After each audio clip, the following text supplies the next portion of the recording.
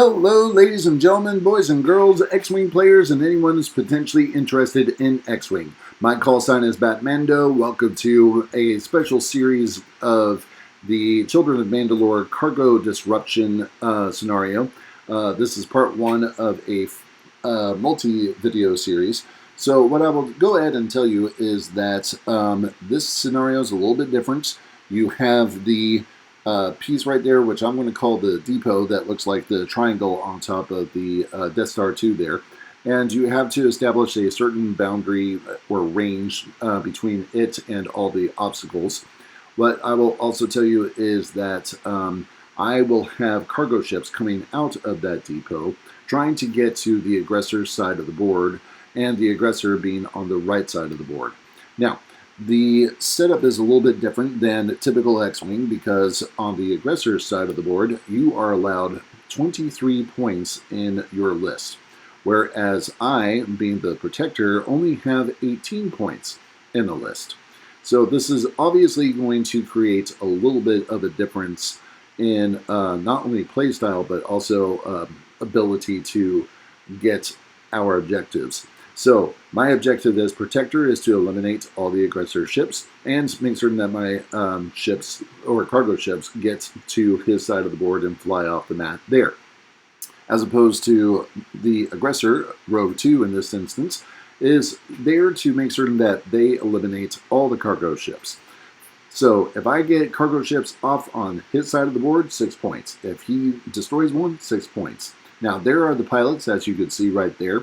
I have Boba Fett and a couple of generics, and then you saw basically almost every named pilot that is a Fang fighter under the sun on his side.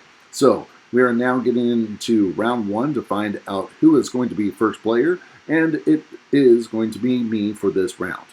So I am going to go ahead and take a 3-bank right with my Skull Squadron pilot, which we're going to put in as SSP just to make it easier to read. So, and performing a boost and a linked focus at that point in time.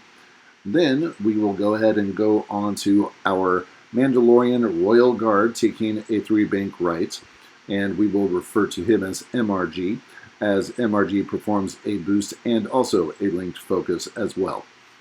So now we travel to the other side of the board with the initiative 4s over there. So Rogue 2 starting off with this ship right here, so that's going to be Joy. So Joy moving forward, and then Rogue 2 taking a little bit of a time to figure out if he's going to just boost or if he's going to focus, and he only takes the focus.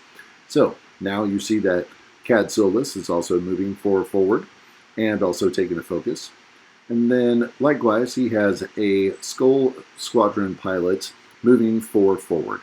Now, there's a little bit of difference with the SSPs. They have a bigger loadout, but we'll talk about that when it comes into play.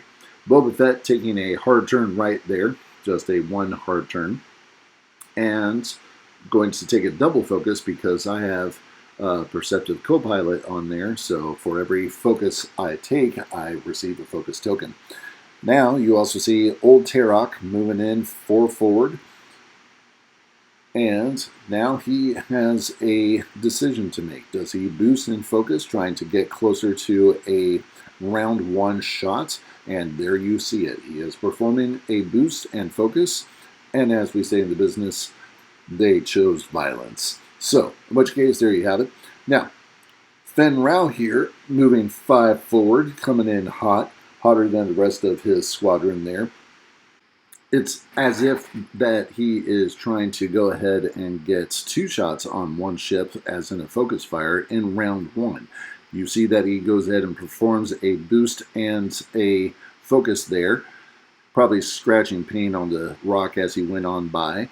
So, as you can tell, this is meaning one thing. It is time for shots.